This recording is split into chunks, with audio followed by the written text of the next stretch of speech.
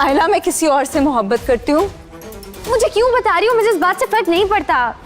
इस इंसान को मुकरने की आदत है, ऐसा ना हो कि रास्ते में तुम्हें भी धोखा दे। तुम क्यों कर रहे हो ये सब? पता नहीं। प्लीज आयला, मेरी बात सुनो, ऑन से बात करो। मेरे भतीजे से काफी ज्यादा काबिल एतबार है और इस घर की खवातीन को मैं अपनी जिम्मेदारी समझता हूँ। कॉन्ग्रेचुलेशंस रिमला।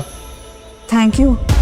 तुमने इंसानियत की खिदमत का ठेका उठाया हुआ है। नहीं, रिमला मुश्किल में पड़ चुकी है क्योंकि वो तो ऑन से मोहब्बत करती है, लेकिन उसकी शादी तो शामी से तय कर दी गई होती है और वो शामी से तो बिल्कुल भी शादी नहीं करना चाहती। और ऑन को ये बात मालूम है कि रिमला उससे मोहब्बत करती है, इसीलिए वो जानबूझकर जब शामी और रिमला बात कर रहे होते हैं, ऑन उनके पास आता है और वो जानबूझकर रिमला को मुबारकबाद भी देता है। और रिमला ऑन की ये बात सुनकर थोड़ा सा खफा भी हो जाती है क्योंकि रिमला ये बात जानती है, ऑन को भी मालूम है कि रिमला ऑन को पसंद करती है। और ऑन रिमला से ये बात भी कहता है, इस इंसान से बच के रहना क्योंकि ये हर शख्स को धोखा देता है और ये तुम्हें भी रास्ते में छोड़ देगा। और रिमला ये बात सुनकर बहुत ही ज़्यादा परेशान भी हो जाएगी।